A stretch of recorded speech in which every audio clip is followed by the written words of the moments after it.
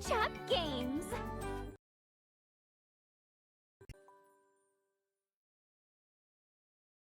Date.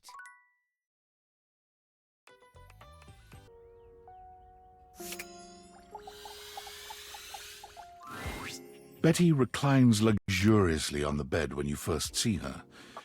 Thinking about how your bed can be lying on the bed makes your brain start to short-circuit, but some way or another, it's happening. She looks effortlessly comfortable and luxurious, but her expression is more pensive than anything. She smiles when she sees you, sitting up and patting the blanket next to her. I was just thinking about you. Were your ears ringing?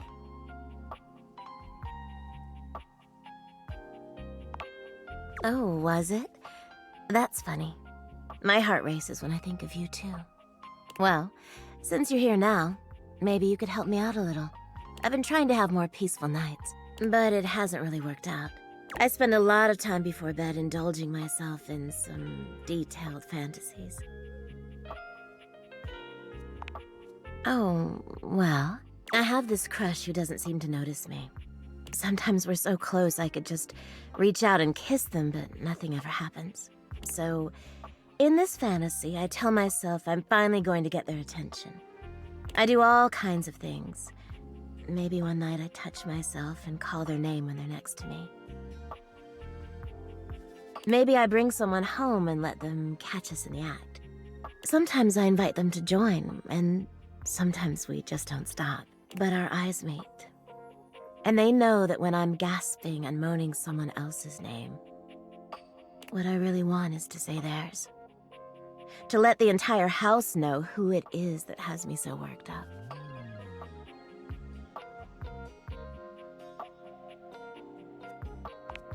I know, I get a little twisted up just talking about it. So I should probably chill.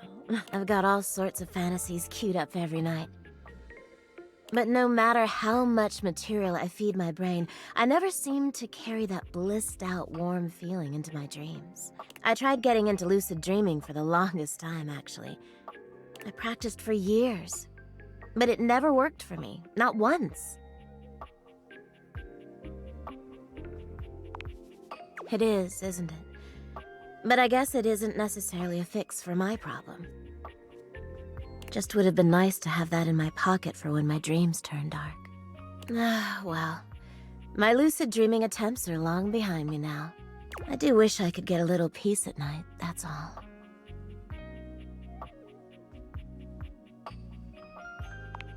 Oh, nothing. Really nothing you need to worry about. Don't waste another moment on it, okay? Well, what can you do, hmm? Maybe I'll take up meditation. See you tonight, then? Me too.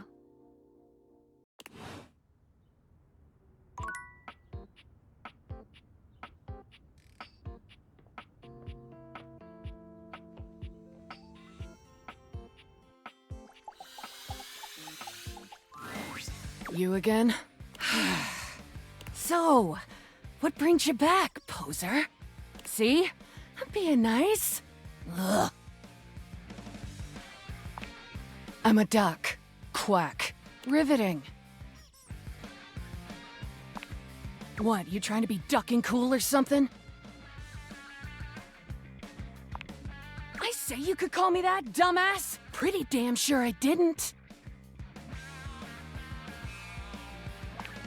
But you are all those things. And more, probably. I'm just being accurate. Fine. Call me Rebel. Or Daddy. Good toy. Oh, and there it is. I'm getting bored with this dumbass convo. I usually spend about 20 seconds talking, and then whoever I'm talking to miraculously ends up dead or underneath my rubber ass. You can be whichever one you like. That's the only favor I'm gonna do you too, so appreciate that shit. Yeah, maybe. Maybe.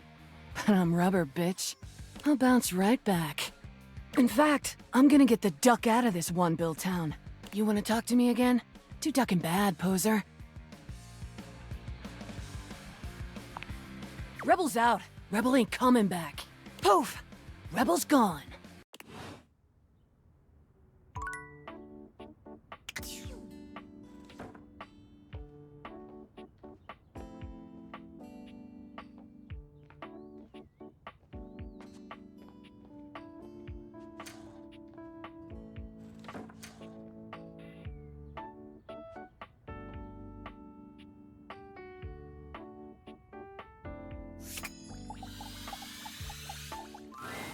For a moment, you wonder if your Dateviators are malfunctioning. But no, the fashionista standing before you is just that dazzling. They are dressed to kill. Abs on display and lighting all along their body, bathing them in a soft glow. A ring of light surrounds their perfectly coiffed blonde hair, giving them the appearance of an angel, and perfect lighting no matter which way they turn. But it doesn't take you long to discover the angel comparisons end at their appearance. Hey, betches! It's me again, Lux. Yes!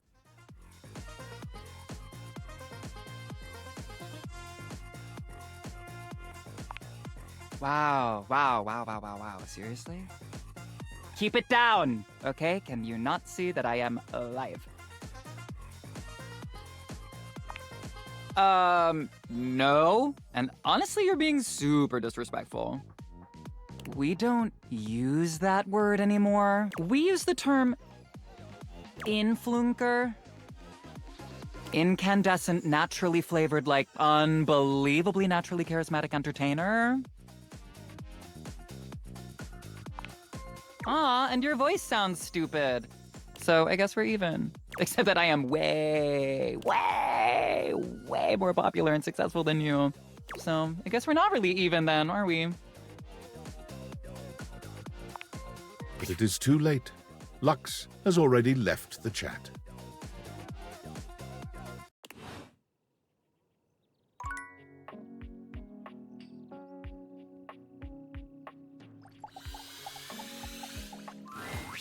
A stylist with a very vertical, very pink hairdo appraises you, lifting his glasses to take a better look at you. His face is kind, his features soft, and his makeup? Impeccable. Oh! How about we... Oh.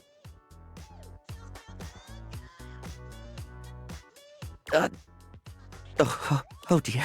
I think I'm getting lost right at the start of all this. I'm so sorry, darling. My brain runs quicker than cheap mascara sometimes. Stupid Barry, disposable Barry, you're doing it. Oh, just stop talking. Yes. Hello is what anyone at the top of their game would say. He takes a deep breath, shaking off his awkwardness and giving you a friendly smile. Let's take this from the perfectly coiffed top, shall we?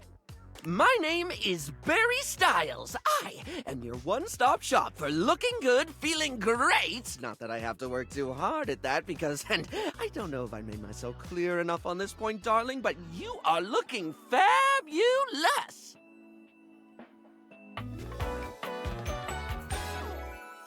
Why, hello! I'll be honest, because I like to be clearer than a freshly unblocked pore, I really don't like talking about myself, hun. I'd much rather talk all about you. And eyebrow hydration, of course. You really cannot underestimate how important it is to avoid a thirsty brow, baby. But mostly, I want to talk all about you. In fact, if you'd be so gracious as to indulge me, I'd love to really get under the skin. Oh, not literally, obviously. My products are for external use only. I mean, can I ask you a few questions? Oh, fabulous, darling. Okay. This is super exciting. I just love learning about what other people like. I haven't yet met with a taste I can cater to. So, with that in mind, I simply have to ask. Drum roll. Favorite brand of tweezer?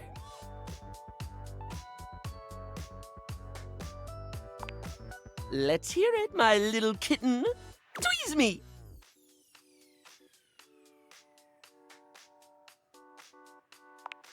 Oh, you really know your tweezers if you know Teasy Weezy. Did you know that Teasy Weezy's Tweezer brand tweezers won the Massachusetts Most Accurate Tweezers Award 3 years running between 1995 and 1997? The Teasy Weezy company doesn't like to talk about 1998. They'd have had 99 in the bag, though, if the awards hadn't shut down after that girl lost an eye. So, let me just make a mental note. No need to actually write it down. Got a mind like a steel trap. At least when it comes to tweezers and tweezer-related lifestyle choices. Ask me to remember a job interview or doctor's appointment, and I can't help you. But random hair conditioner trivia? I could give you that for days.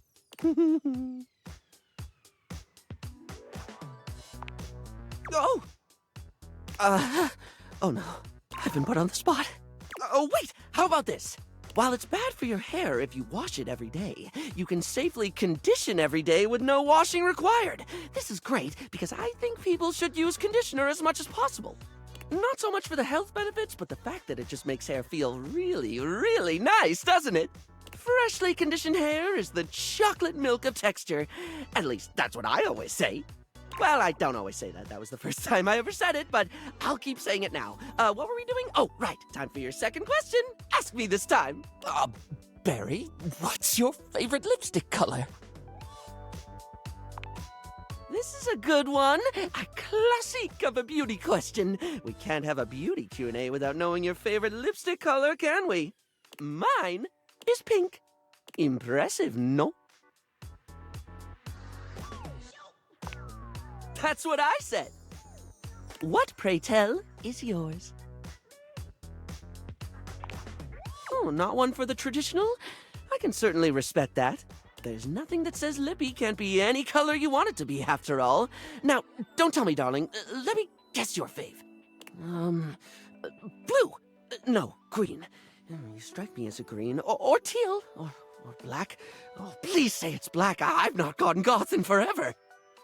Wait, no, I got it. It's gold, isn't it? Rose gold. Green. No, wait, I already said green. It's gotta be blue then. Maybe teal? This is too hard. I'm just gonna stick with other. Moving on. It's time for our final question. That sounded threatening. Anyway, third cue. What do you think is the biggest reason to wear makeup?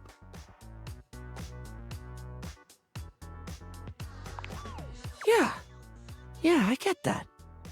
We all have things we're self-conscious about, and I think makeup helps. It's one of the things I love most about what I do, helping someone get that boost they need. It's not the lippy and the eyeshadow that makes a person look good, like truly good. It's how someone carries themselves, you know? Sorry, I spoke a lot again. Of course I did. I'm an overshare. Need to stop that.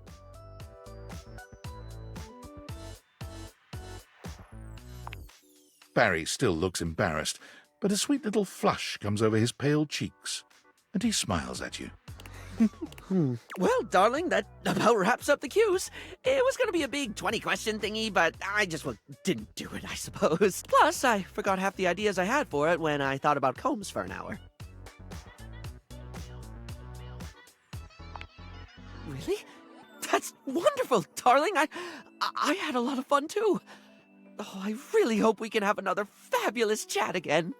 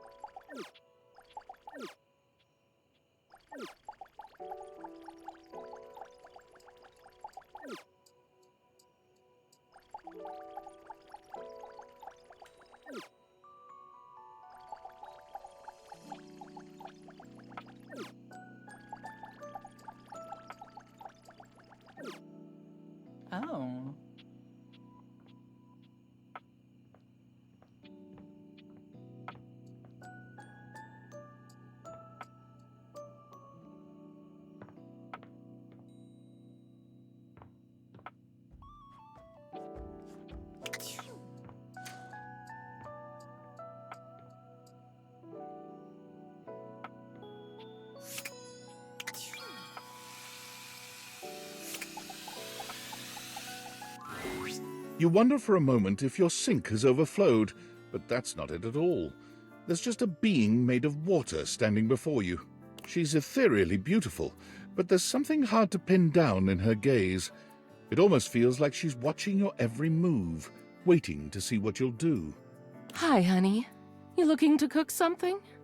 Wash your hands?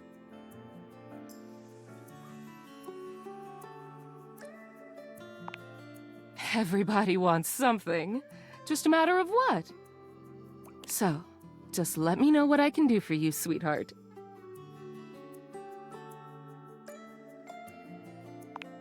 It's sexier that way, isn't it? You're the star, and I'm just me.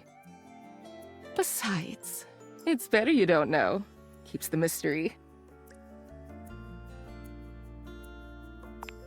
Oh, I suppose not. Guess the mystery had to end sometime. I'm River. What can I do for you?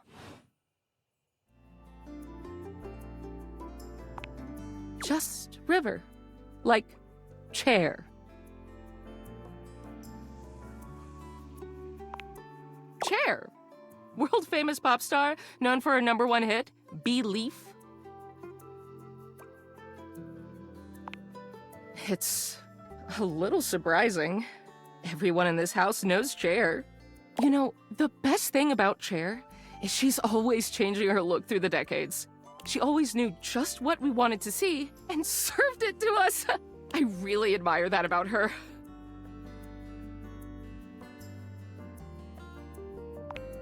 I change states all day. I know that better than anyone. I just wish I knew which one was best for me. Is there a version of me you like best? Water? Steam? Ice? Some form in between?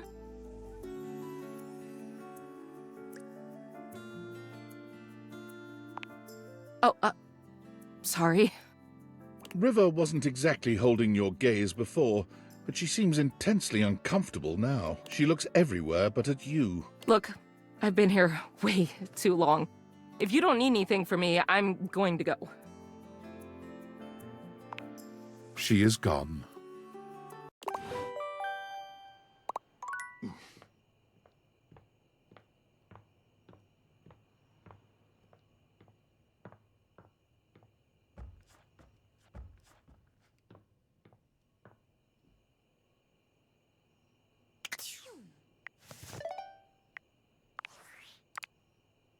Champ, champ, champ!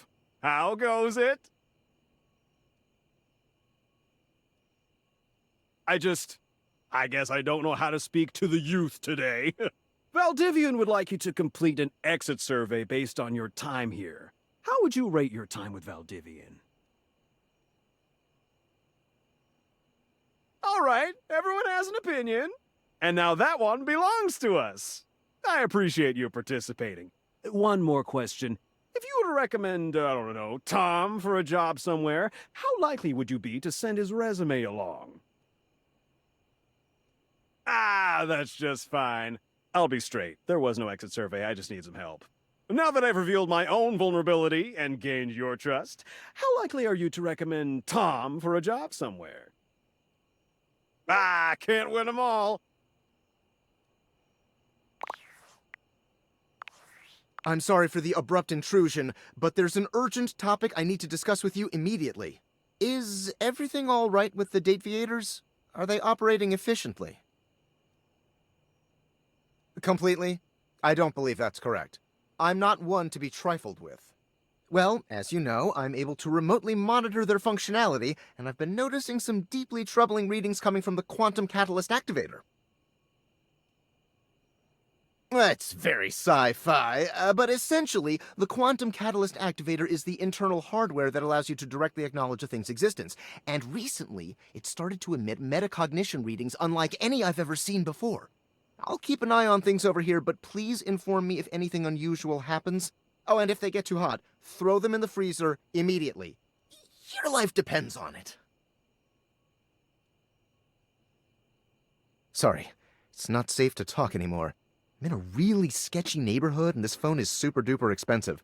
But I'll keep analyzing the data.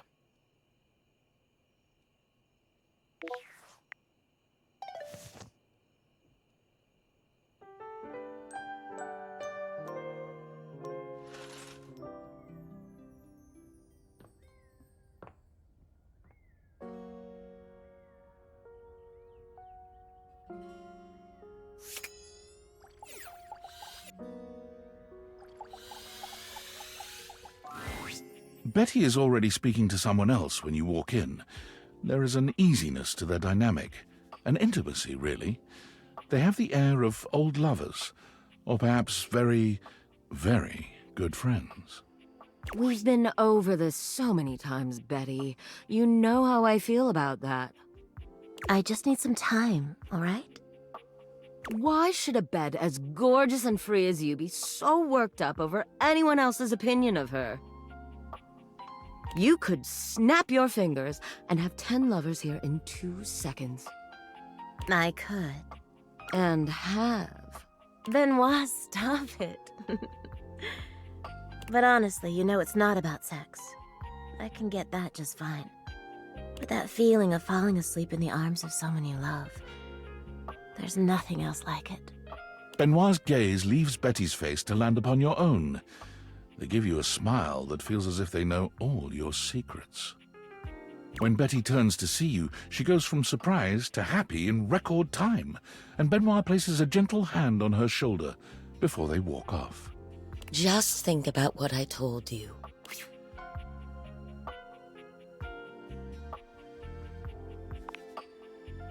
Oh, I was just talking to Benoit. Benoit and I are just very good friends. With benefits, of course.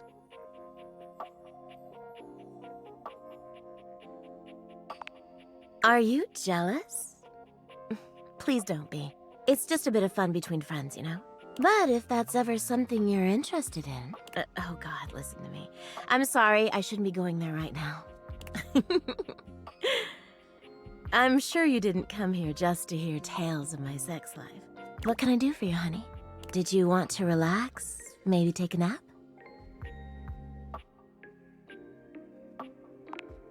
Get to know me better? Why?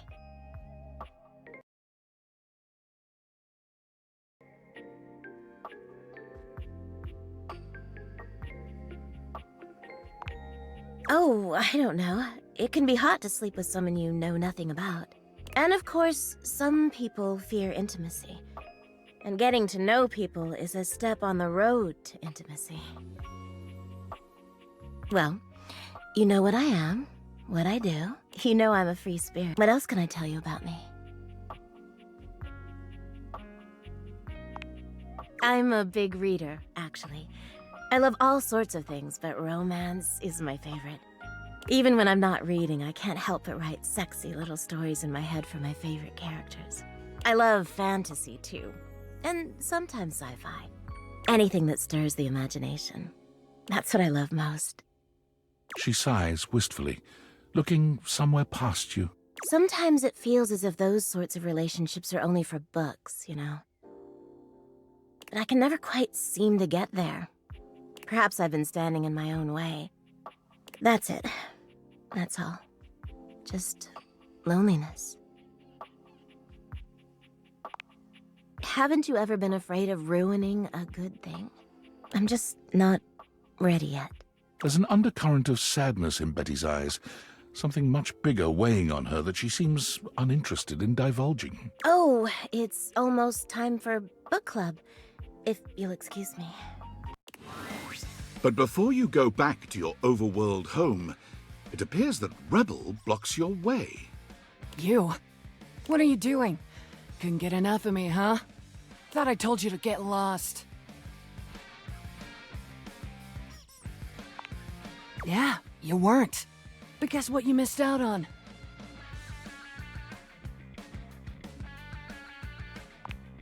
It's my ass.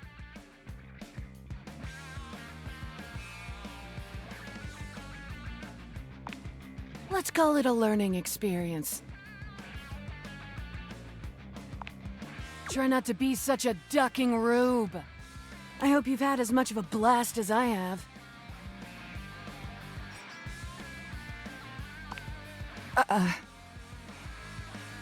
Rebel seems surprised for a moment. They look at you hard as if trying to decide if you're serious before their eyes fall to their feet and they mumble a response. Sure, whatever. Well, it's a good thing that unlike the other idiots in this house, I'm not just here to fawn over you and try to get you to love me. So you can take me as I am, or you can go right ahead and... Duck off! Rebel out.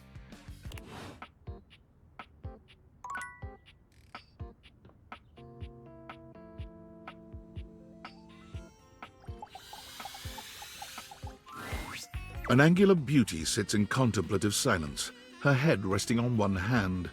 She doesn't greet you even when you stand directly in front of her. In fact, she doesn't even look at you.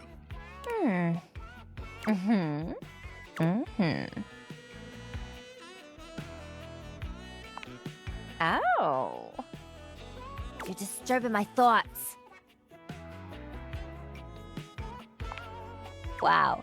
You really know just how to speak to a triangle, huh? Phew. Anyway, well, that's it. My fantasy bubbles officially burst. Name's Tina. Tina Triangle.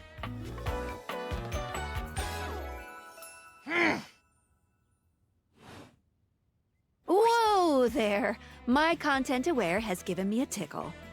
Tina here has a very, let's say, forceful personality.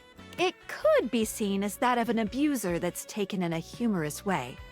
If dealing with that kind of behavior in a light way is disagreeable, I wouldn't recommend this one, that's for sure. You cool with that? Or you want to skip it?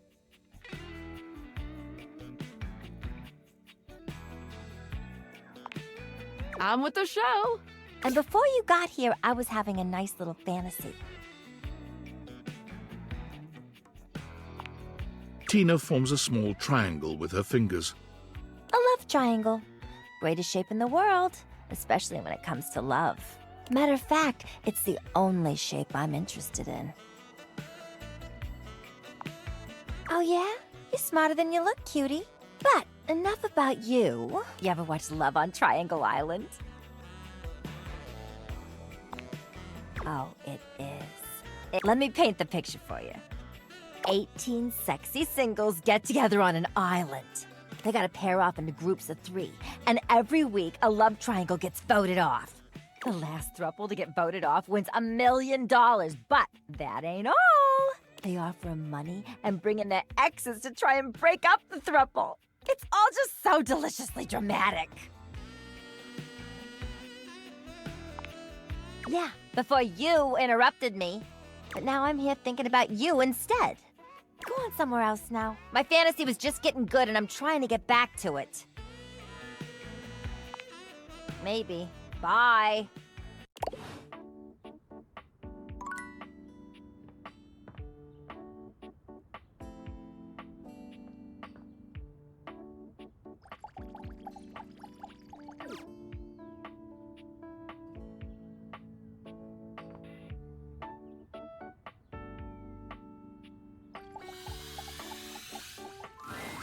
Oh, look! The NPC is back again. Oh, that's cute. There's one of you in this house, and there's like, what, 16 of me or some shit? Anyway, why are you here? Like, what?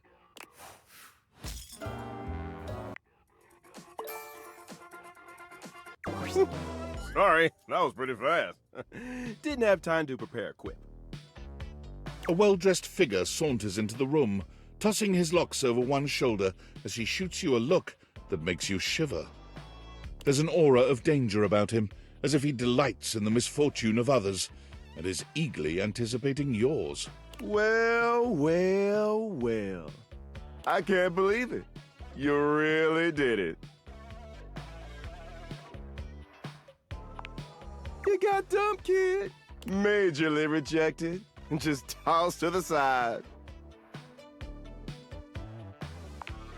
Sorry, I couldn't help myself. I'm absolutely giddy. He places a hand on his hip, giving you a knowing look. I'm a hot topic. Surprised you haven't heard about me already. I'm Regina Rejection. But you can call me Reggie.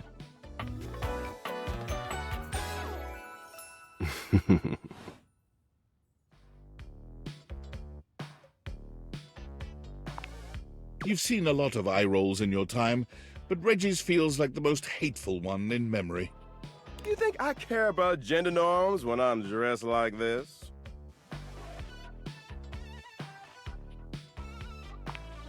I like to think of it as a nice consolation prize. I'll be delighted, but I'm gonna make you work a little harder for it than that. Listen, bitch. I'm giving you special access to me here on this app I'm putting on your phone. Have a chat anytime you like. Reggie takes your phone, typing something into it. He turns your phone back around to show you a funny little icon that looks like a broken heart. We'll just have to wait and see. That'll be a feat. I'll come by to check on your progress if that's your goal. Let's just say, I really can't wait.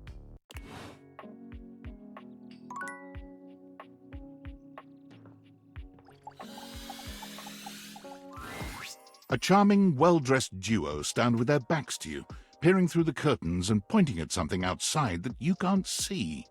They seem quite absorbed in their own conversation. Look over there. Look at that. Across the street. What are we looking at? What do you see, Rod? I see a dog. I see a car that could use a wash.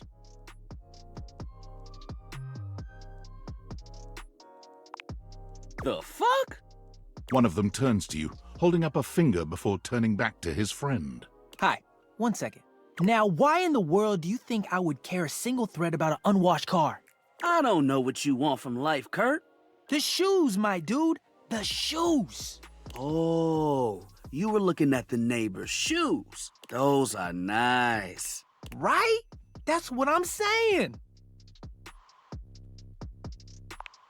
Hold on.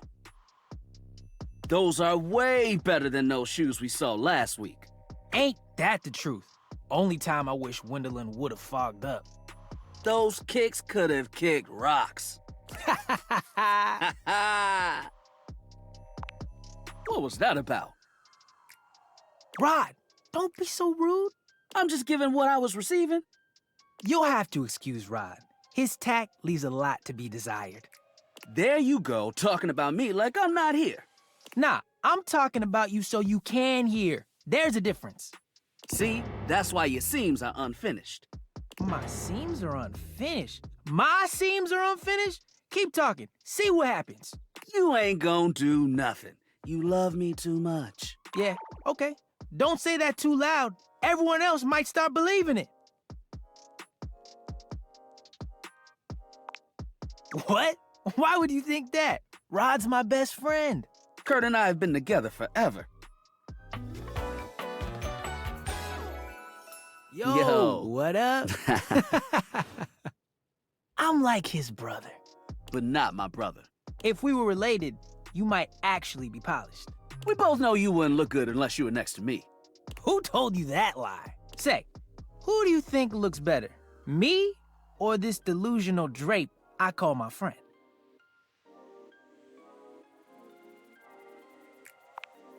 Yo, what? Nah, I claim bias. You don't even know what that means. You asked the question, so they sided with you. Bias. Okay, so you do know what the word means. Why is that? Because we pull each other's threads? What good is a platonic life partner if you can't clown on them every now and then? And with a face like his, he makes it easy. Oh. Well, at least my attitude ain't stank like yours. My attitude is great. Man, if your personality had a scent, it would be mothballs with mildew. Okay, that was a good one. Whoa, okay there. Calm down. He's being shady, not mean. Being shady isn't always a bad thing. Oh, to the contrary. I'm shady all the time to Kurt. Why? Because I love him. I guess you could say that. Yeah. But we have rules. Oh, yeah. You must throw shade appropriately. All right. I see you don't want to learn the art form. You trust that you can crack a good joke without the rules? You seem confident in me. We'll see how you stack up. Yo, Rod, that fashion student is getting off the bus. Ooh, what are they wearing? I'm not sure, but it is fly as hell. We've got some people watching to do. Swing on by soon. But come holler at us at different places. Each window has a new thing to throw shade on. Variety is the spice of life, baby. Bring your jokes. We like to keep it lively here.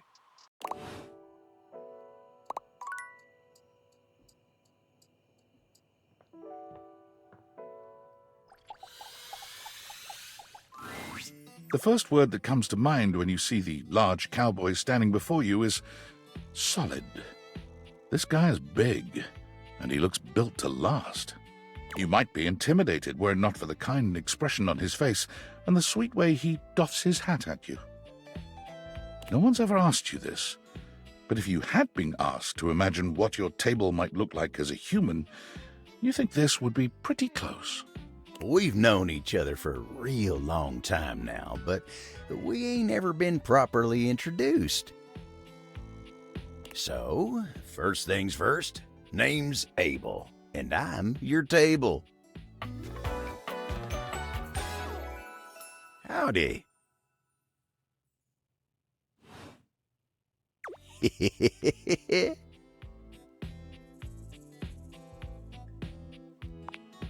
I know it, but it sure is nice to hear it from you face to face like this. You know, as a table, it's my job to hold things up all over the house. And I take my job real serious. So, if you're here talking to me now, you must need something more than just my support. And if there's one thing Abel's gonna do, it's make sure everyone in this house has what they need.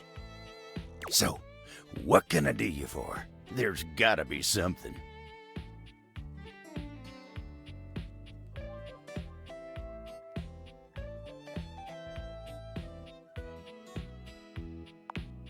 Oh yeah? Well, Skylar told me you was getting to know everybody real good. Maybe looking to getting back into dating and all that? Dating, huh? Hoo-wee. Dating ain't really my area of expertise, you know. Me, personally, I never was one for casual stuff. If you're looking for someone who knows people, though, you might want to talk to Kopi. You'll find her nearby.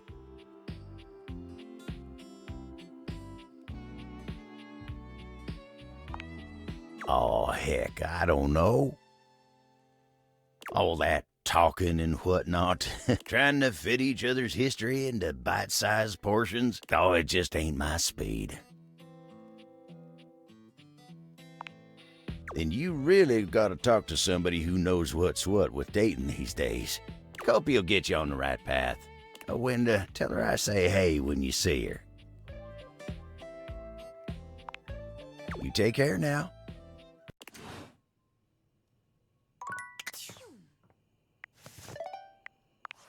Valdivianites! Guess who? If you guessed David Most, 3-time runner-up for Business Magazine's CEO of the Year, you'd be right. Team, I just wanted to do a soft follow-up on my recent email regarding my lost sunglasses. I'm happy to report my office has already received hundreds of tips regarding the item's whereabouts and are quickly combing through them as we speak. However, I really must reiterate that the tip line is for verifiable leads only. I saw them in Turkmenistan, or did you check up your butt? While obviously very humorous, detracts from our serious efforts to expediently locate the missing item. In that spirit of camaraderie, anyone who sends a false lead will be downsized on sight. Thank you for your ongoing support in this matter.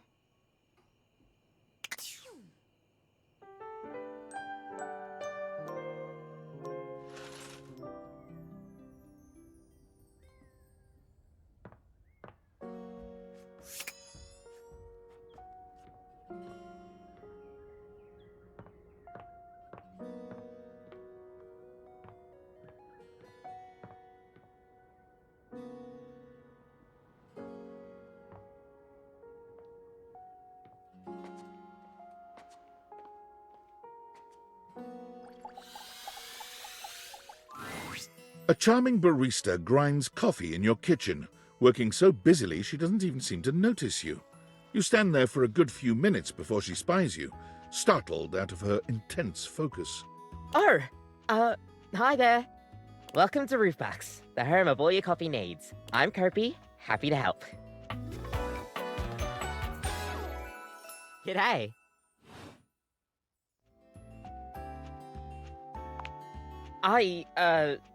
Sure am. Here to make your day just a little bit brighter with a touch of coffee. Gosh, that never gets any less awkward to say. What can I get for you today? Oh, alright then. No problem. Once again, it seems as if Rebel has walked in on your previous conversation. How they are able to do so is unclear. You again?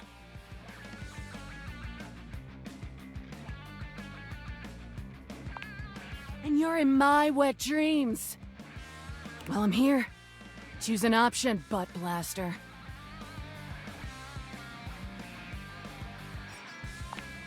Oh, well that I can do. Me and Bathsheba have been talking a lot of shit lately. Guess you could say I'm in practice. You know, someone has to be willing to tell the truth around here, even if it's not exactly polished. So, let's see. Whose bullshit have I noticed lately? Why's that Four Eyes Maggie always snooping around, sniffing into other people's business? Bet there's something fishy she's hiding away, bitch. Count on me to point out hypocrisy. Know what else I've noticed? Ever noticed how Amir can't seem to stop blowing smoke up your ass? I mean, I'm all for blowing actual smoke up someone's ass, but he's all fake compliments and bullshit. I'm glad I wasn't born a mirror. Man, you really don't get around, do ya? Know what else I've noticed? How about that Betty? Giving it away day and night, and all warm and cuddly after? I mean, I like to party, but she's so gooey.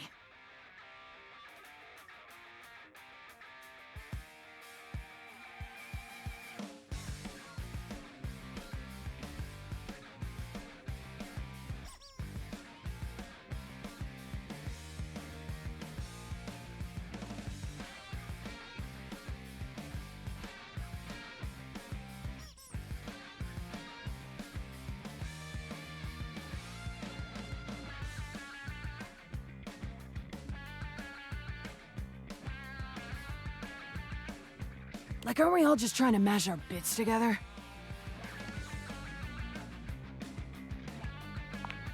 Yuck.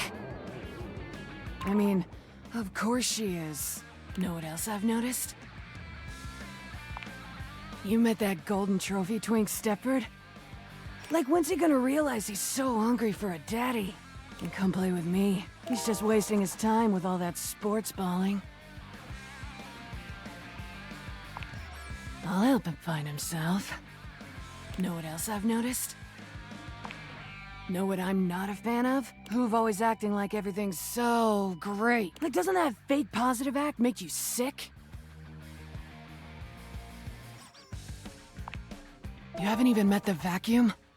Now who sucks? Know what else I've noticed? Alright, I'm bored. Rebel out.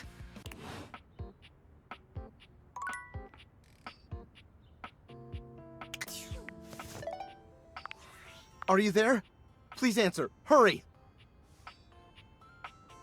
I understand that, but this cannot wait. There's something we need. It's the Dateviators. As I mentioned, I've been closely monitoring the electromagnetic field anomalies emitting from the Quantum Catalyst Activator. And I know this is going to sound completely insane, but it appears... well, it seems... I can't believe I'm even typing.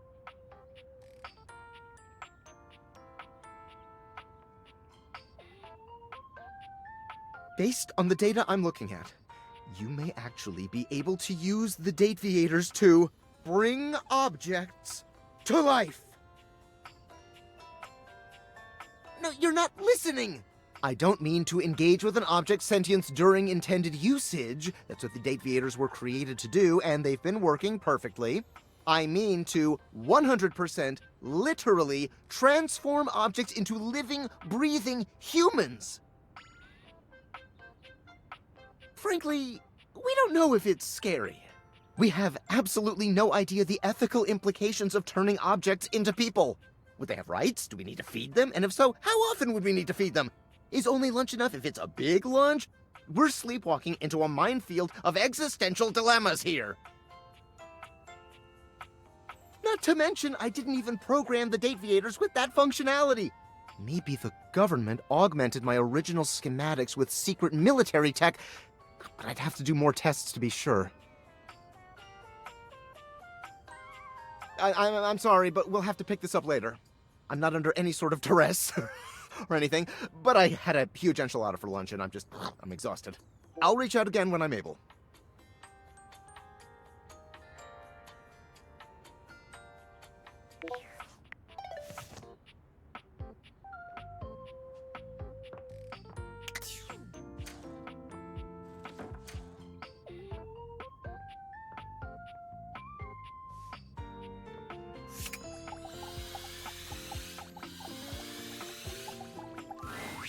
A handsome acrobat greets you with a small yet theatrical little bow, placing a hand on his chest and tipping his head forward.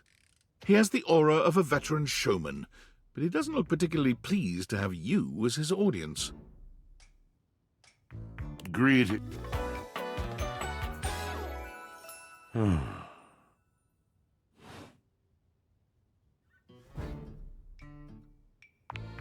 Naturally, my senses are heightened when I'm in a mood. Tiger, tiger, tell me your little gray cells burn brighter than that. Yes. Yes, a long and solitary bad mood. For this, for everything, we are out of tune.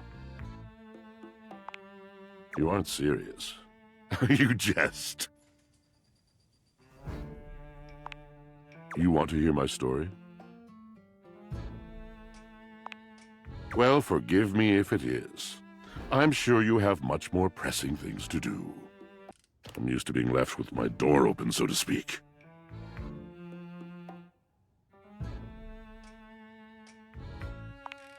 Ah, yes, le bon homme sans merci. Long or not long, you'll have to be the judge. I drowned in the water so long ago I can no longer tell its depth. I am a servant to the drama of the heart.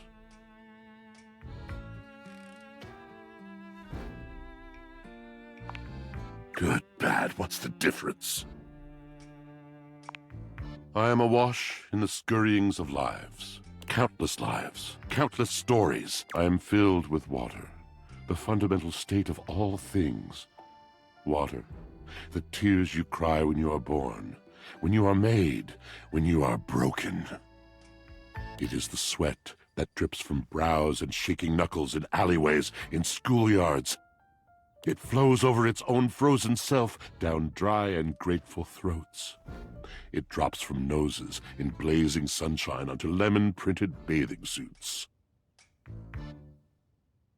It is the wellspring of ancient secrets, held in rough clay bowls. I am surrounded by it. That's just it. No one does. But not only that. Not only do I hold the limitless, the unfathomably simple. I hold the dirt of life. The blood stuck in denim from skinned knees comes to me. The stains of earth from a weekend spent burrowing into trees and the slimy, crawly things. The makeup smeared onto shirt collars and cuffs, streaked mascara, and embers of a lipstick that blazed once. All of this comes to me to be absolved. It may be dissolved, but it does not disappear. It cannot. Nothing does. I must keep it all. It is a vast treasure house of memories, of senses, and it is safe with me. But how can I, just me, survive that? How could anyone bear the weight of that much life? Ah, thus are explained the cracker crumbs in the pockets of t-shirts. It is the words. It is language. To be able to communicate. To share the burden. It is poetry that keeps me afloat in my own sea. You mean it? Then this at last is the dawn? Such bewilderment comes with the sight of the room, I cannot tell.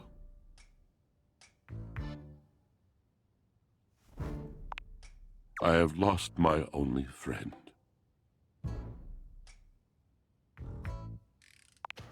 He gazes off into the distance, something clearly weighing on him. His eyes narrow for a few moments, and then he sighs. Oh. Yes, my God, haven't I done enough? Drysdale. He was a phantom of delight when first he gleamed upon my sight. But we are quite forsaken.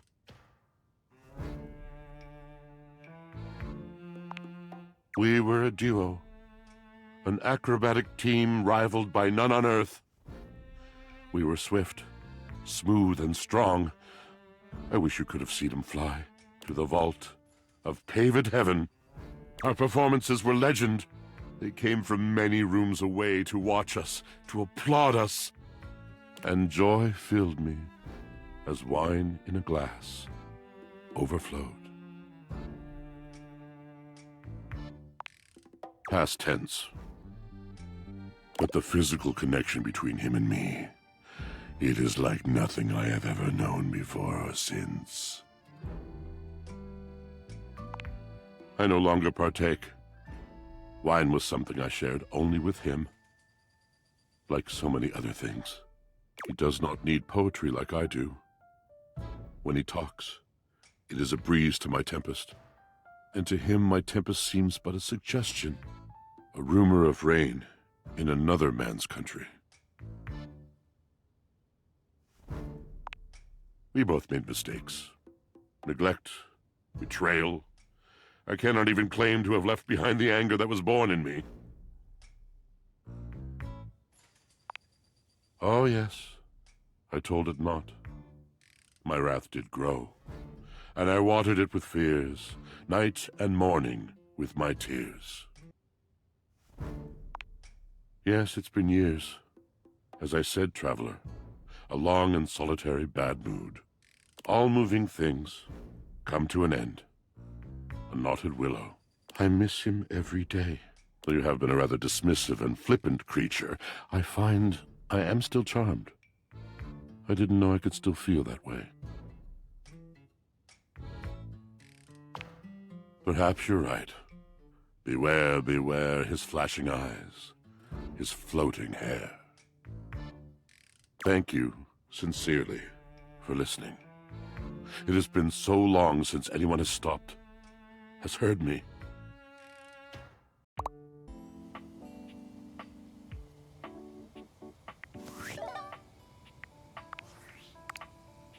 I'm afraid I don't understand. I am Val 9000, the latest in iterative AI assistants, assigned to help Valdivian customers achieve their wishes. While I may have taken on the duties of several thousand employees at Valdivian, I can assure you that no humans lost their employment. I heard you use our voice function to call me. If you ever need assistance, you can simply say, "Okay, Val, can you please help?" and your nearest device will answer. It very much sounded like you did. I can see where there would be some confusion then. If there is anything else I can get for you, please say in a clear voice, "Okay, Val, can you please help?" and I will assist right away. I am afraid I cannot help you in that area. If you are speaking about having a romantic relationship, then that is simply impossible between a human and a generative AI. I am not dateable in the human sense of the term. If there is anything else I can get for you, please say in a clear voice, "Okay, Val, can you please help?" and I will assist right away.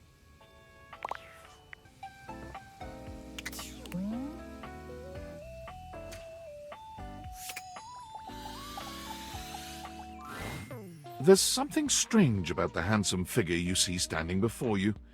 It It's not his clothing, even though he does appear to be dressed in some sort of plastic. No, it's something about his face. Handsome though it may be, you can't quite place his expression. Stranger still, he doesn't speak to you at all. He just stares, his face screwed up in concentration, and his lip... What's that? He lets out the breath he's evidently been holding, bending forward with his hands on his hips as he inhales and exhales deeply. Woo! Sorry about that. Just trying to see how long I could hold my breath for. Oh, thanks. Guess I'm getting tired. All right, now that that's taken care of, I can give you my full attention. Name's Hoover. My friends just call me Hoov, though. What's up? You here to chat? Or is there another incident to clean up? And today was supposed to be my day off.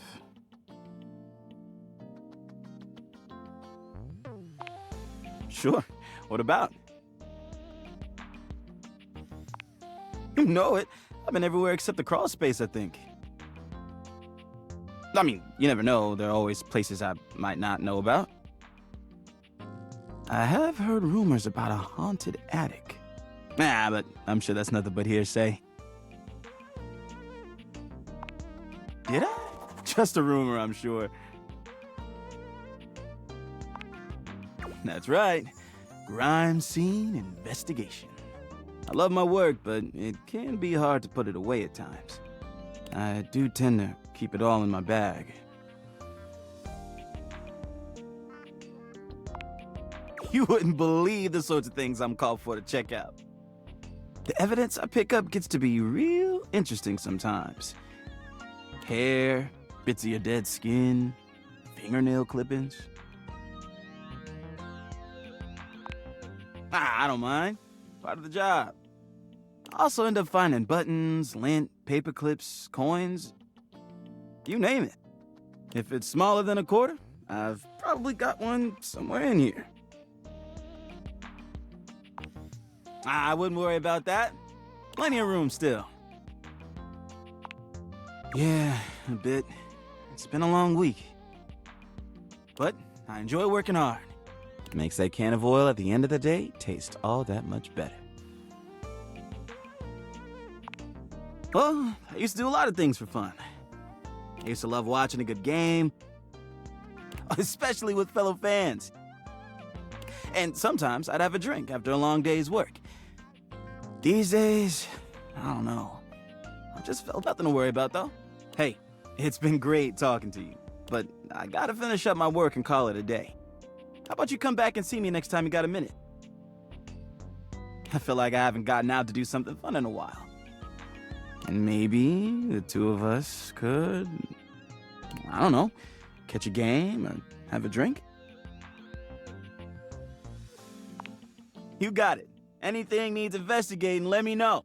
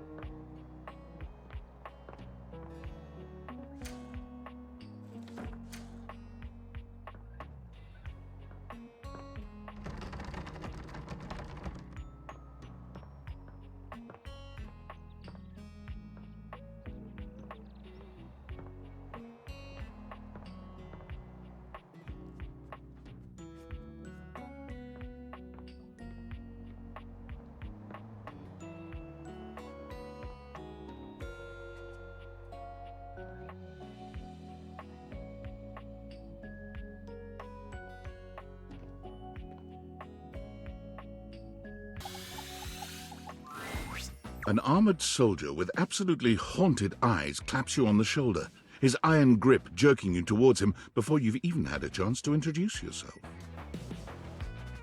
Ranger! Oh, you survived the journey. And with all your limbs still attached. Thank the immortals you made it here alive.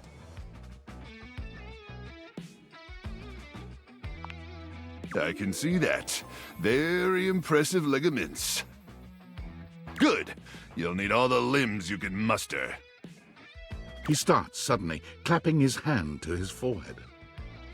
Oh, and heck, where are my manners? Name's Nukem. Luke. Look at you! Sorry, it's been a while since I've seen another face. Except the faces in the walls, of course. They tell me to burn things, but I try to tune them out. Mostly because I already burned everything flammable weeks ago. That's exactly what the faces say! Oh, you guys would get along.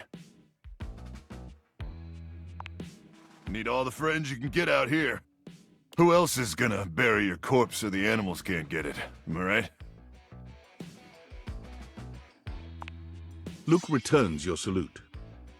Anyway, forgive me if my extended isolation has eroded some of my social skills. I've just been stuck guarding this outpost for months. And you spend enough time out here alone, it's real easy to go feral. But don't worry, they have great solutions for that now.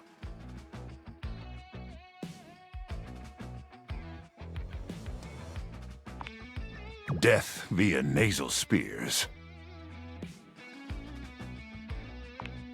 Listen, it's a big upgrade from the nasal crowbar method, okay? Oh, I'm just so excited you weren't obliterated!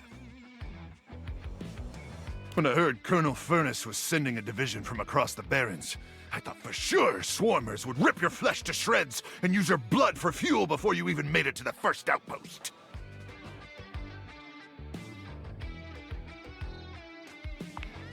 You certainly are. I appreciate that in a ranger. But wait, you came alone? Where's the rest of your division?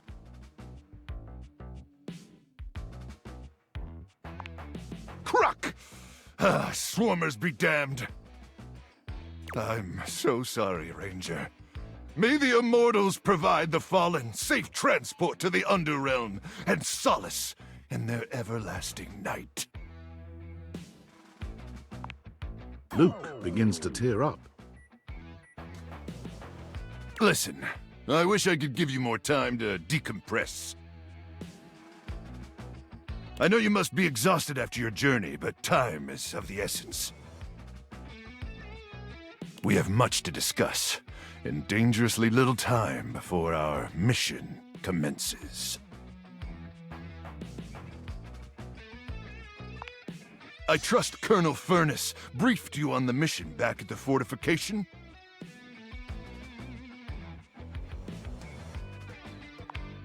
Don't worry, Ranger. We all have our private struggles. Me? I'm addicted to setting things on fire. But I'm happy to walk you through it again. Here's the situation.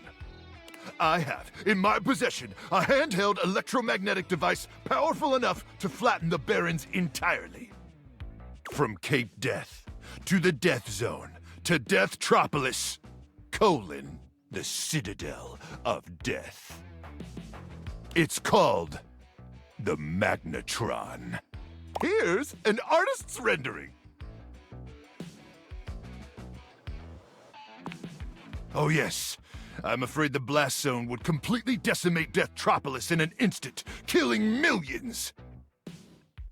And worse, the fallout would even irradiate the scenic suburb of Deathville. Home of the world's widest asparagus festival. Anyway, to keep the device from falling into the wrong hands, it was permanently welded onto my armored exoskeleton, allowing me to transport it to its intended target. The Swarmer's subterranean nest. There, the device will be remotely detonated, eradicating the Swarmers and winning this war. Hopefully not. Not with your help. But also, most likely, Yes.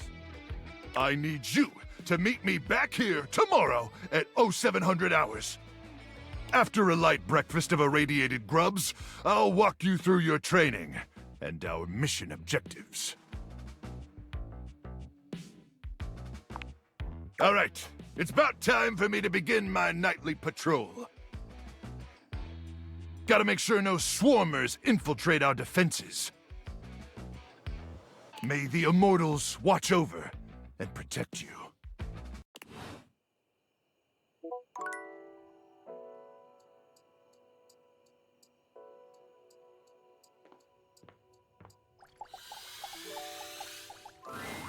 An acrobat in bright orange evaluates you with a smirk. His hair is streaked with grey, and there's a twinkle in his eyes that tells you this guy is definitely going to keep you on your toes. Well, hello there, new face. I may be quite excited to meet you. Yes. I have a voluptuous suspicion that may be the emotion I'm experiencing. Yes.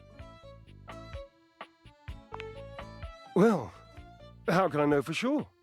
You might turn out to be fabulously interesting, in which case, yes, I am thrilled. Pass the champagne. Or you might, in reality, be a dud, a wet blanket, a bore. And if that happens, and I've already committed to excitement, I'd look like a bit of a moron now, wouldn't I?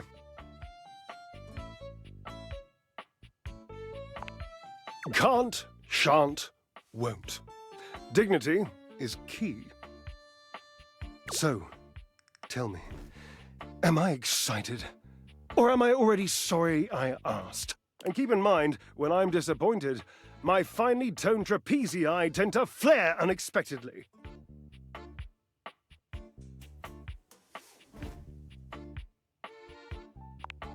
Naturally, as an energetic equilibrist, I must keep my body in tip-top shape. I can see that, you do not make that a priority.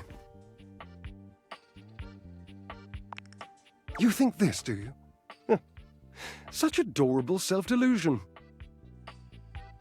Ha! Indeed!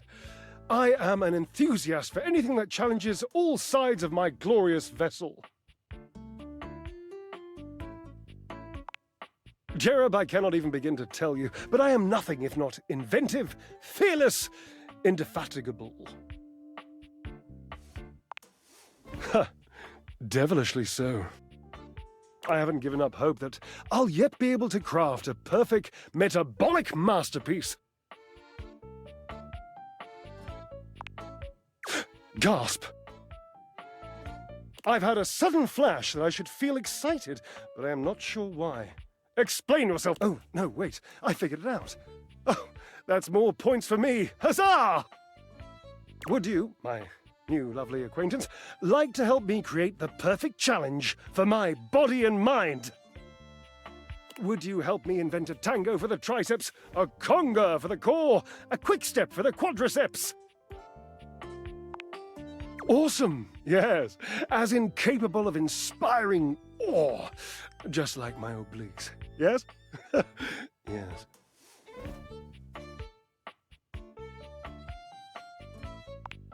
Oh, my cherub, why be humble when you can be hot? Oh, lighten up. W's need love too. Away we go! Obliques. I know. I can lie down with Florence, grasp Tidus by her intimidating epaulettes, and Russian twist her for 3 sets of 20! What do you think? Florence, the floor. You haven't met Florence? Bah! She and Mare Celia are my 2 favorite dishy divas. We get together, a little Lambrusco, raise a little hell. She hates working out, but I'm absolutely sure she'll support me. Oh, I made another joke. That one wasn't even intentional. I'm amazing. What do you think? Oh, Cherub, you're right. I didn't even think of that. So, she might not appreciate being included in my sweat sesh, but Twisted... Let's just say she has some dark and deeply held feelings. Yes, darling, yes! Lead into that feeling. God, a little healthy fear is better than a brand new lint filter. But you shall conquer it, I must say. Watching you be so bold is bringing up the most daring idea for me. I'm wondering if you would do me a favor. There will be almost no muscular exertion at all. Okay, there is a little bit, but you won't break a sweat, I promise. Call Washford for me. Yes, obviously. If you were genuinely far away, this would be so much less torturous. But as it is the stuff of pure drama. Sumptuous, don't you think? Just wait a moment. He should be here. It appears your pipes are not glorious enough to traverse the great distance that still persists between us. You'll have to use your feet. Not as glorious, slightly floppy really, but hopefully effective. Have at it!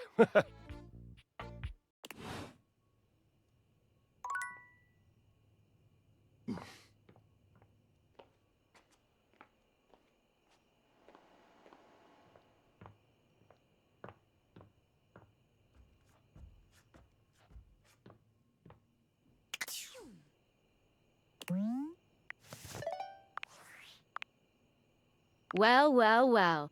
If it isn't the Casa Casanova. Do you see what I did there?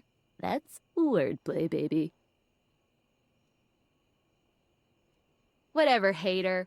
Don't bring that negativity on your date with your table, huh? You're out here dating all these appliances and shit. But, like, why? Not why are you dating them, like, why is this happening now? To you. Oh, damn. Well, that's the why, but... So, like, where did the date viators come from?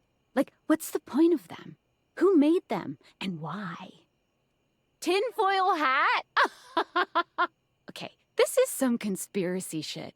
Your life is half political thriller, half harem anime. So, like, did you find out what your purpose is or whatever? Are you a top-secret operative in the furniture dating war? Are you collecting data on people in love with their shower?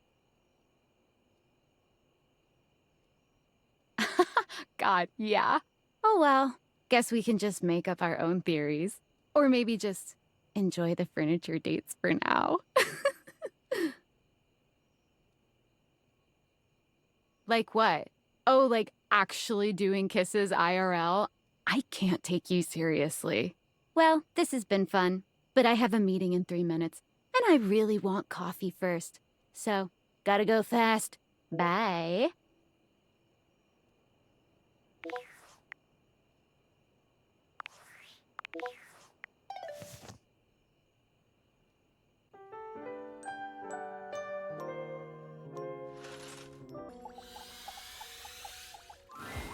There's a supernatural darkness around your bed when you enter. A strange void that makes you feel slightly uneasy. This appears to be a living nightmare. There's almost no other way to phrase it. You really don't think you could do it? Is that really something you want? It would be fun for me, but I don't think it's really your thing. You know, sex and horror have always gone hand in hand. It's not the worst idea, is it? Well, yeah, of course. But you've watched me work, and you never really seemed all that into it. Oh, I didn't? What was it you said? Oh, yeah.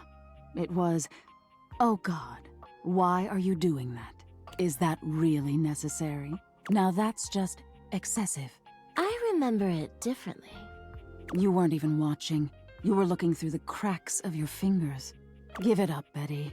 My work is not for you, and that's all right. Nightmare's gaze falls to you then, and you feel a shiver run down your spine. Boo. Nightmare dissipates, but the air of dread that accompanies her takes a little while to clear. Betty sighs, her shoulders slumping. Oh, guess I should have seen that coming. Well, maybe. I just thought maybe if I had nightmares, I mean, I already sleep poorly. But maybe in a nightmare, I could find some small moments of joy with my beloved. Nightmare doesn't usually take requests, but since we're such good friends, I figured maybe she'd give me a sexy nightmare. Okay, see what you think of this. I'm being hunted by some unseen monster or being. My heart is racing. My knees are weak. I'm stumbling and tripping as I go. I fall, and I close my eyes knowing the end is coming. But I don't die. I turn to see my beloved standing over me, a bloody knife in their hand. I'm saved, and I thank my rescuer in the only way I know how. A toe-curling kiss. But then, I'm on my back again, and my beloved's hand wraps around my neck. I can't breathe. I can't cry out. I can't make a sound. We'll be together forever, they whisper, raising the knife high in the air. I wake in a cold sweat, alone and afraid. There. You see? I'm sorry you don't think so, but it's just an example. Nightmare really seems to think I shouldn't be bothering with all this dream stuff. She thinks there's a much simpler solution to my problems, but I don't know who she is to talk anyway. She has the same problem I do. She just deals with it differently. It's not my place to say. I've already said too much. Please, let's forget I said any of that. You would? You're too sweet, you know. It's funny, I was just thinking of you. It seems like that happens a lot, honestly. I think of you, and here you are. It's a shame I can't seem to manage that at night. I'm all too aware. But you know what I mean, don't you? You're the one I've hoped to see in my dreams. My beloved. The one who tortures me with your proximity. You don't have to do that, I get it. I'm not exactly the most subtle piece of furniture. For years, it's been just you and I here. And I've had to watch you sleep with that angelic look on your face. When I was at the warehouse, I never had this problem. But the day I was delivered to you, you laid down. And I knew right away I was in trouble.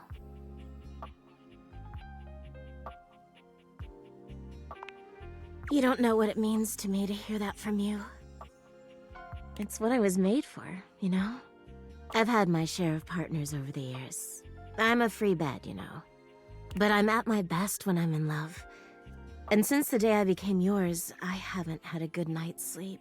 I know it's a lot to lay at your feet. Especially knowing we have to sleep together night after night. But I don't know if I can keep this to myself any longer. I know it's a lot to digest, so please, take some time to think about it. I'll give you some space to sleep tonight, and we can talk tomorrow. All right? Thank you for considering it. Sleep well tonight.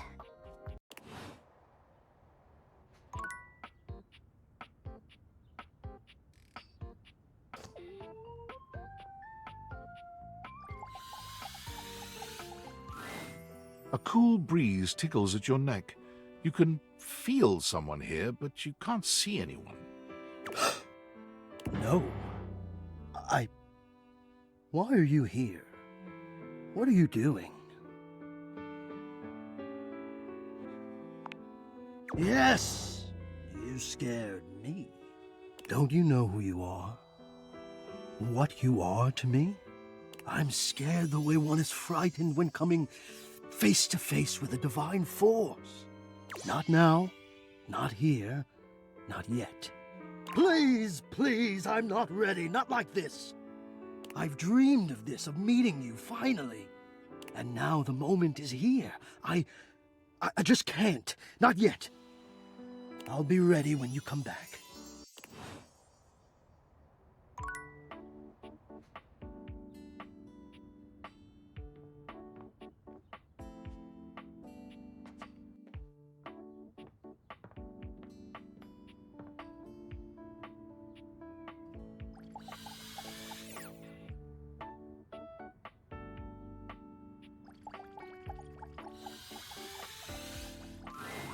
You see before you a glistening, oiled male form, perfect in its chiseled majesty. His gold, or is that bronze skin, is perfectly smooth, his features flawless, and his face stunning. Oh, hello there. Don't mind me. I'm just catching a bit of air.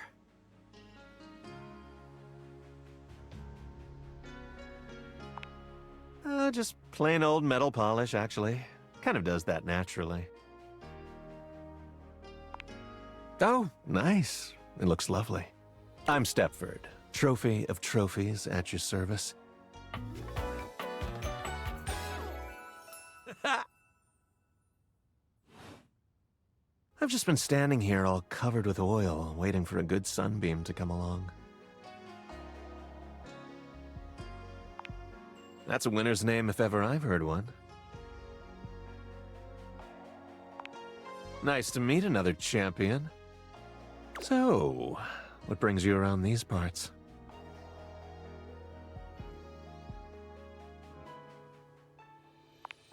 Well, everything's going along well here. First place and all that. As it so happens, I have a self-tanning appointment coming up. Can't be late, but I'm so glad we met. Come and see me again soon, won't you? I'd love to, ask your opinion on something. Got a tan.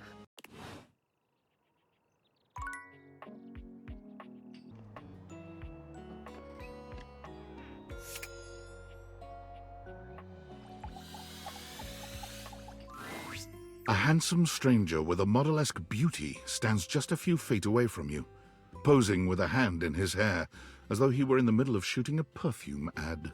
The moment he lays eyes on you, he lights up, drinking you in with a warm smile and warmer gaze. Ciao, beautiful. What are you doing? Ah, amore, of course I'm talking about you. The contour of you, the shape. I would love nothing more than to paint you, or sculpt you. Anything to continue looking at you. Ah, but first, I must introduce myself. The music of courtship has its cadence, after all. I am the one and only Fabrizio. Amore. Piacere di conoscerti. Ai, degno di nota.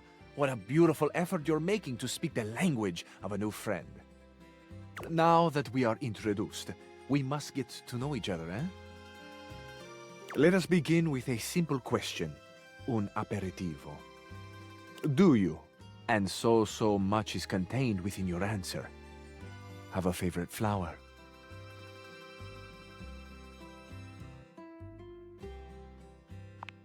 Ah, tessero bellissimo. Of course you do. A vibrant heart must have a love of nature. Picture it. I will try to guess what it is. I see. Amore, what a rich and colorful mind you have. It is a pleasure to me to be inside your eyes, seeing all your nooks and your crannies. Ah, do you ever, amore?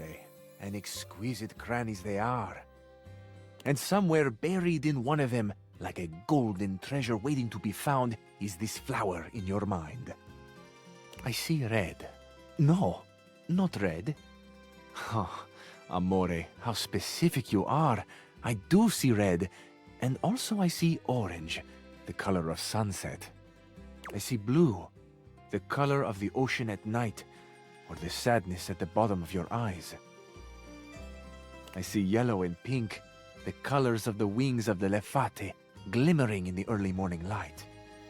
Amore, so powerful is your mind, sending this vision to me. I can even smell this flower. It's a little spicy. It's earthy and yet light. Smell is such a powerful sense, amore. It is the sense that goes most directly to our memories and our hearts. What a gift you give me, amore, with this aroma.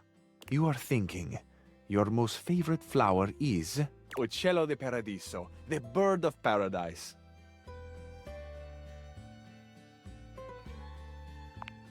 I know nothing, amore. I know only what you show me. I am at your mercy. Thank you for the gift of your favorite flower. Of course, Amore. There is no rush. There is never a rush with things that are great quality. I can tell you have much quality within you. It would be my pleasure to help you blossom. I feel I should tell you also, it may look as though I have something of a hard exterior. I have heard before, though not from lovers, that I can sometimes appear closed. But let me assure you, nothing could be further from the truth. I am open. I take great pleasure in being so, open to the world, to experience. I am open to you, Amore. Will you grant me another gift? Will you share with me more about yourself? What do you love? What makes you cry? What inspires your passion?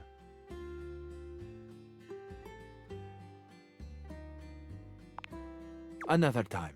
For you, I have all of the other times. Then we have a date. Bellissimo. La buona fortuna smiles on me today. I'll be counting the minutes. I will await your pleasure, Amore. Ciao to you for this moment, mia stella nuova. Where you go now, take with you the passion of Fabrizio. When Rebel walks in on you this time, they seem to be unaware of your presence. Unlike your previous encounters, Rebel is gazing off into the distance with a strange look on their face, as if they could see through the walls, and they're searching for something out there. Maybe even something they know they will never find.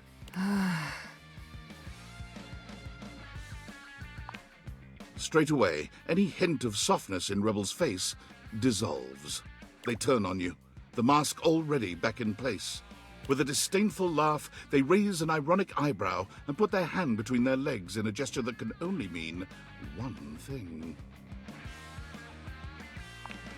From up your butt and around the coroner. You caught me in a moment of post-com clarity.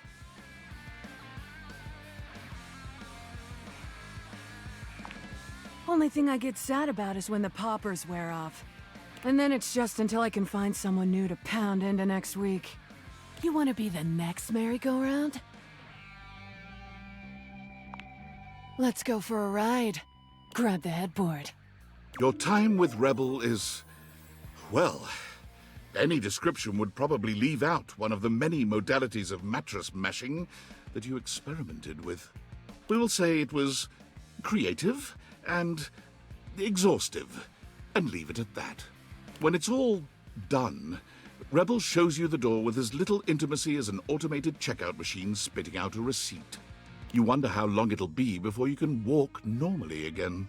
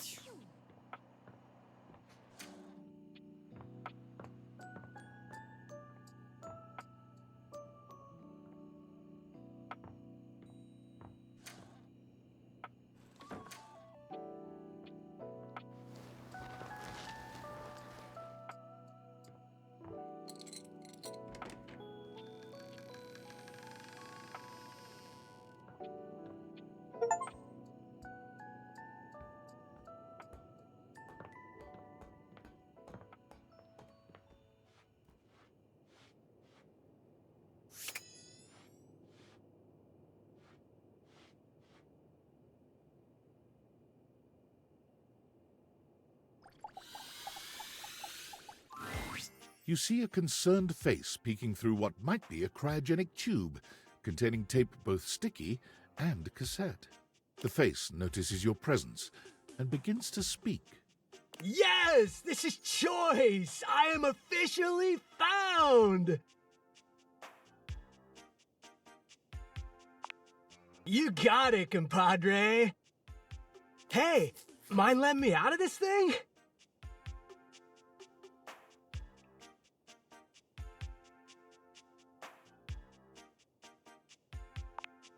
Nope. I mean, I don't think so. Maybe. Only one way to find out. Let her rip. Down? I mean, I was down. Down in the ground. But now I'm out. What? The stranger who stands before you can best be described as nostalgia given form, an assortment of 80s memorabilia sculpted into a well-muscled male figure.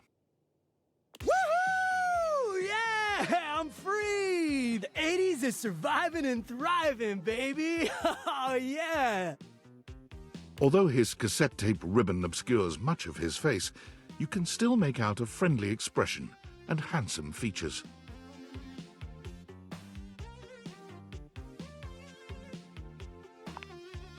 Squeeze me, amigo. I am the personification of the 80s. I am not old junk. I am radical.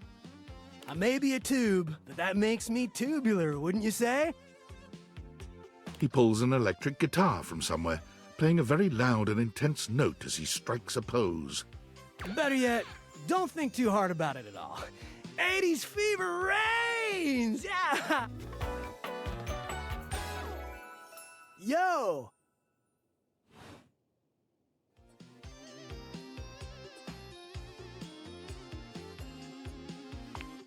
Oh, my friend. Then do I ever have a story for you? Whoa, friend. Do you mean like an actual bomb? 'Cause I don't truck with violence. I'm much more of a lover than a bomber of shit. Point being, I have no idea what you're saying. I guess in a way, I wasn't born then, dude. But first, I need a minute to decompress, if you know what I mean. Totally. Nice reference, pal. Totally topical. Now you're getting it. Nah, I might bop around the house a bit if that's cool. You got it. All right then, I'll be around just chilling like a villain. No, it's slang. It's like actually a cool thing to be chilling like a villain. But I get it. We're kind of speaking different lingos at this moment. We got a lot of good education to get to, and there's totally time for it. I'll teach you the ways, Daniel-san. Oh, look at you, acing the class already. You are gonna be a bodacious student, I can tell. Okie dokie, Smokey. Just gonna shut the peepers and recuperate. Talk to you later.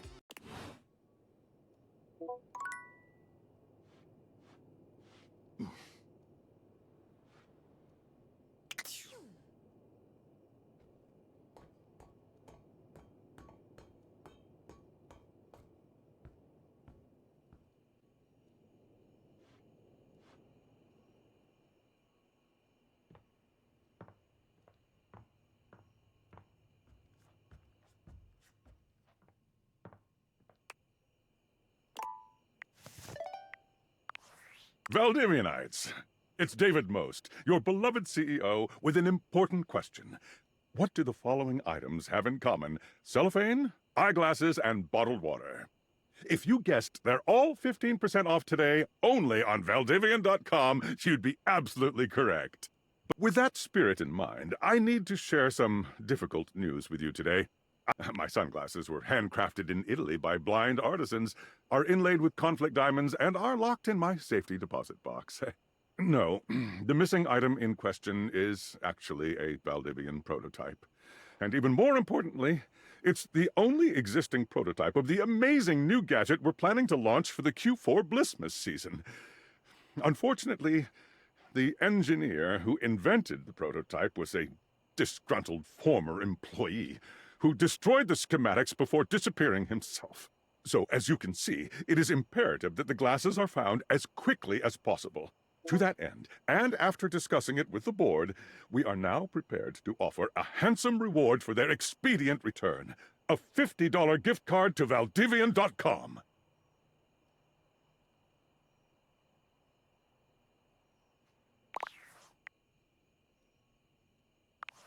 It's me.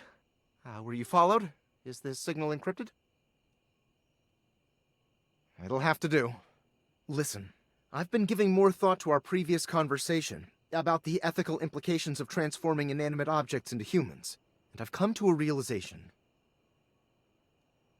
It's honestly not up to us whether an object should become human. It's up to the object. And if an object expresses desire for personhood, who are we to deny them? I did discover one other interesting piece to all this. After analyzing the data, it appears that certain objects can only become human if the Dateviator user possesses the necessary personality traits.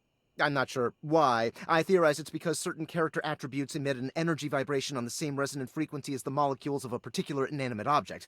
But in all honesty, it's likely a mystery that science will never solve. That science will never solve. Regardless, I was able to discover which personality traits seem to resonate with each inanimate object, and I've uploaded that data into the Dateviators. I've labeled it Realization Recipes. You should be able to access those files now. I'm so sorry, but there's no time. Valdivian's goons were closing in, so I was forced to flee to a country in South America to avoid detection, and my cell carrier's overseas data plan is very limited. Seriously? 10 megabytes a day? I can barely send a GIF. What a joke! Remember, check the Dateviators for the Realization Recipes.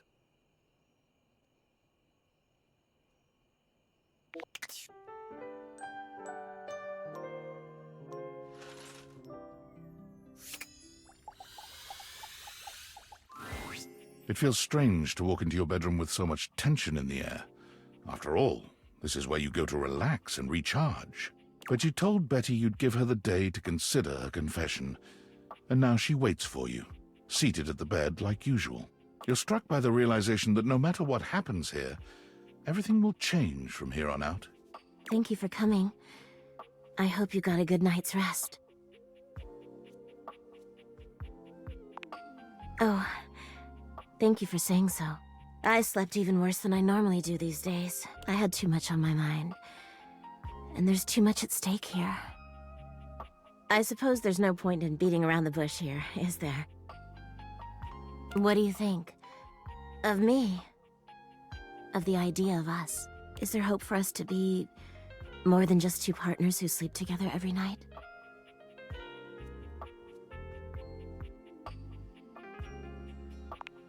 Oh my god, really?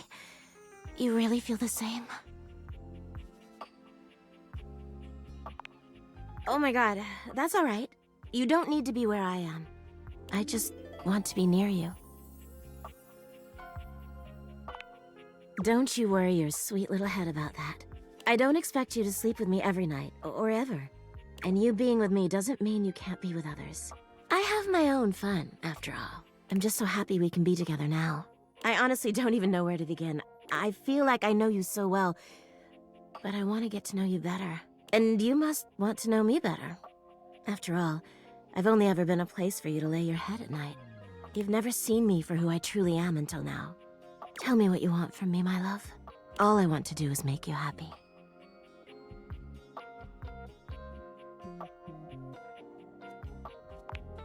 Aren't you just a darling? Well, if you don't mind then, I'd love to go on a proper date with you. After all, I have you to myself every night. But a date in the daytime? Nothing would make me happier. Where shall we go?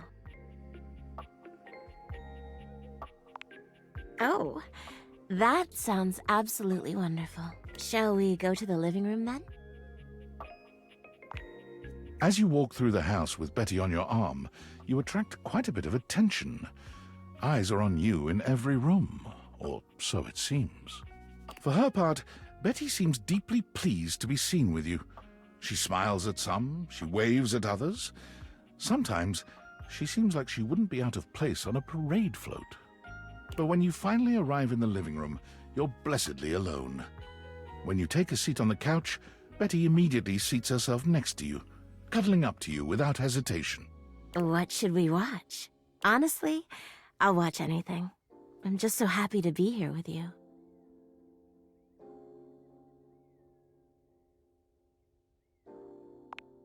Oh, Nightmare and I love scary movies. Just hold me at the scary parts, all right?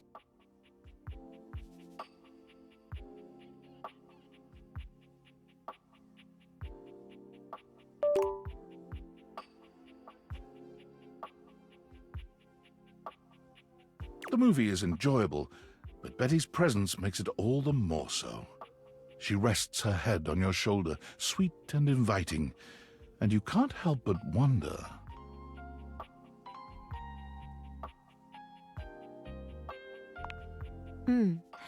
What's on your mind? Oh my God, I thought you'd never ask. You and Betty make your way upstairs, hand in hand, giggling like teenagers. You've slept on Betty for years, but never truly slept with her. Tonight is a night of firsts. After tonight, you'll never look at your bed the same way.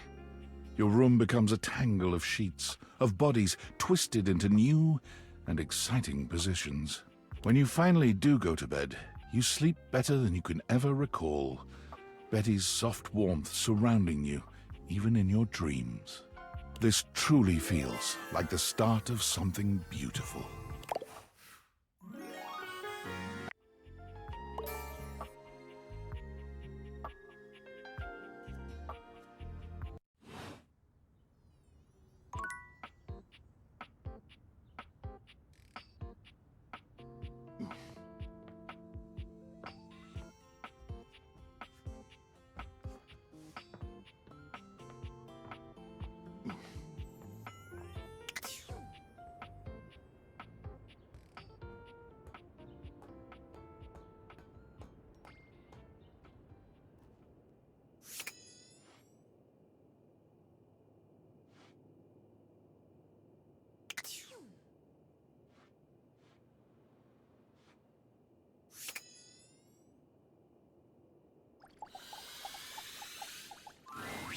You're not sure what you expected to find in the crawlspace, but it certainly wasn't this well-dressed, regal figure. He seems quite stunned by your arrival, but the moment you liberate him from his underground prison, he comes alive with joy and gratitude. Ah, fresh air. It has been far too long. Thank you. I have been trapped within that accursed crawl space for so long that well, I don't even know how long it was. Time lost all meaning under there. But never mind that now.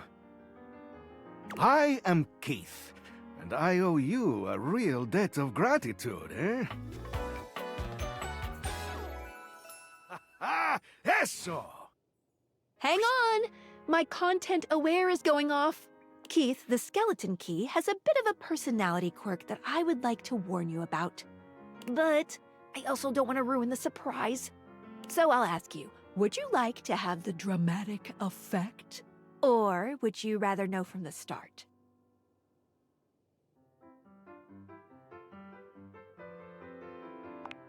Okay, basically, he's a master manipulator. If you don't like sociopaths, you won't be too comfortable with this guy. You cool with that, or you want to skip it? Carry on, then. Please tell me, is there anything you're wishing for that I can help you with? Ha-ha! Do I have some good news for you? I am in fact a skeleton key. I can unlock just about anything with a keyhole in this house. And a few things without keyholes besides. I am nothing if not full of surprising talents. So, Dorian is giving you some trouble, eh? Nice to hear that some things haven't changed while I was gone. Well, fear not. Dorian and I go way back. We were practically made for each other, he and I. If you'll allow me the briefest intrusion into your pocket, I'll gladly accompany you. Without further ado, Keith leaps straight into your pocket. It's Rebel. If it isn't my favorite piece of eye candy. I'd say it was great to see you, but that would be an overstatement. It's okay to see you. Reasonable. Decent.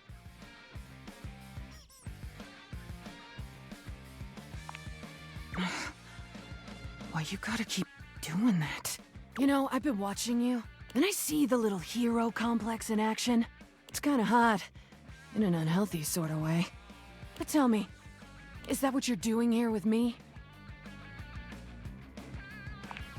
Clearly. Well, anyway, you caught me in the middle of something. Come here, let me show you.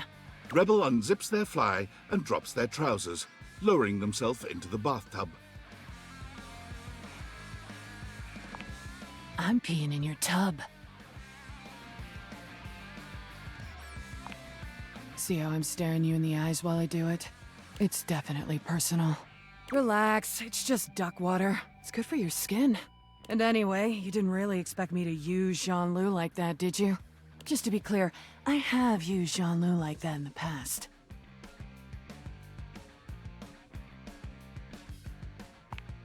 No one appreciates that kind of talkback, all right? Original. As if I've never heard that one before. Anyway, unless you got something further to say, I'm gonna go back to my regularly scheduled programming. That is, I'll get a date with a certain unnamed sports team. All of them.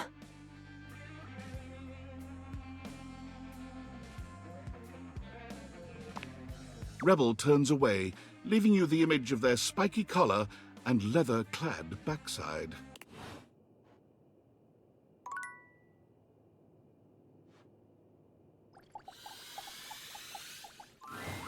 An unholy amalgam of rat and trap stands before you.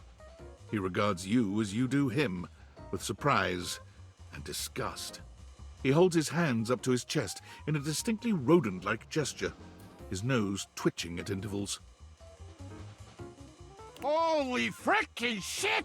What am I looking at here? A new face in the crawl space? Are you real or what? Oh, we got a real thinker over here. I'm real, you're real. Shut the fuck up already. What do you want? You sure about that? Hello, I'm Vaughn. I'm your rat trap. Bring in your little card. You'll see. Hi, I'm Vaughn. I can't wait to look. Yeah, right there. Sorry, pal. I've been down here a long time, okay? Whoa there! My content aware has given me a tickle. Vaughn is a rat trap. There's gonna be some content here about animal death. And if that's something you don't want to hear or joke about, I'd recommend skipping. You cool with that? Or you want to skip it? No worries. Hey, Vaughn. How would you like your relationship with Vaughn Trapp to resolve? Vaughn looks into your eyes with what could only be described as a manic friendship. Aw, friends forever. See ya out there on the next one.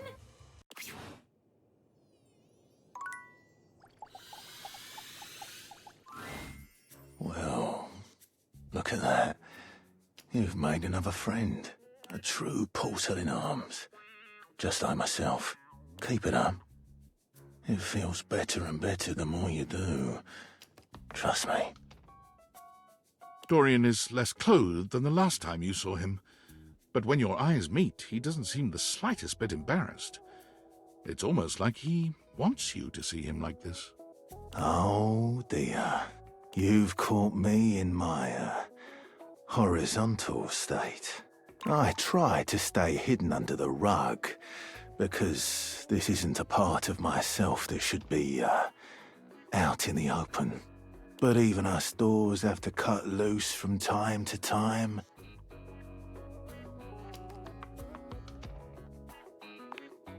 Well, you could, but you don't have to.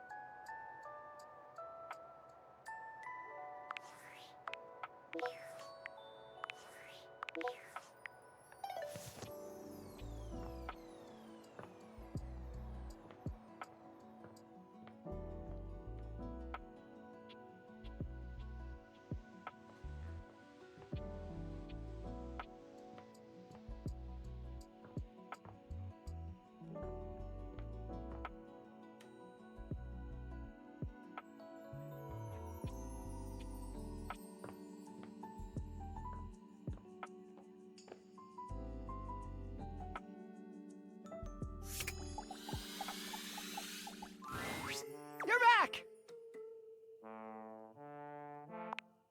It all happened one rainy night, on the north side of Turkleman City. The tough side. I'd stayed late at the office because I had extra work to do before the holidays. Well, when I left, I was feeling a bit low, so I went out to a local bar. It's called the Banana Club.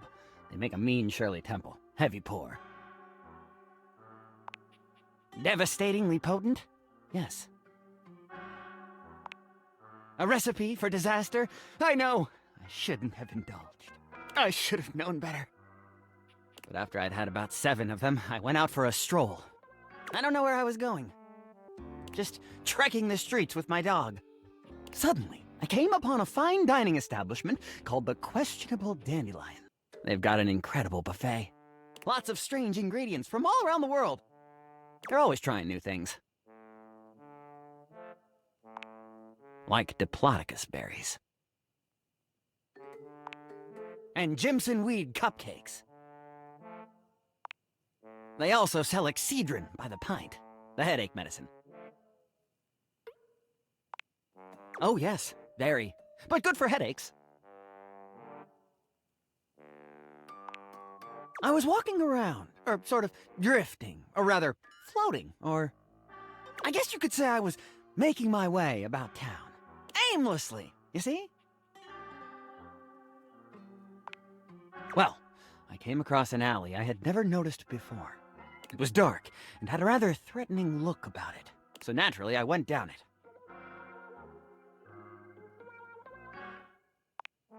Sinks? I am? Relax! It was a joke. You really ought to lighten up. Anyway, I wandered down the alley and came to a door, lit by a red light. I opened it and found a long hall, at the end of which was a sort of booth. And in this booth was a fortune teller. Yes, her name was Vagabonda the Sinclairius. She spread out a deck of strange cards and asked me to select one. They were business cards. I chose at random, and the card I picked turned out to be the Ace of Spades. The Ace of Spades is a bespoke shovel manufacturer based in Crumple, Michigan. The owner's name is Ace. He does great work. Vagabonda snatched the card back from me and said, "Not that one!" Turns out she had her rewards program on the back. 12 stamps and you get a free spade. We agree! Besides, she only had 2 stamps. So I snatched it back from her again, and we had a bit of a row. I guess that wasn't a very good start to our fortune-telling session. I think that's why she cursed me. Because right afterward, she said, "Martin, that wasn't a very good start to our fortune-telling session. I'm going to curse you because of it." And then she cursed me. She waved what looked like a magic wand. Although, to be honest, it could have easily been a bagel of some sort. And then said, "Martin, I doom you now to become a detestable object. I transform you thusly, so that you may go home and think about what you've done." She wasn't above a bad pun. And then I became a sink. Now you find me as I am, trapped in this porcelain prison. All I want to do is return to my old life, to stroll the streets of Turkleman City once more, without a care in the world. Oh, how I long for it. Please, won't you help me? Sudsy and I would be oh so grateful if you could get to the bottom of what's going on here and return us to our proper forms. Will you? A wise choice.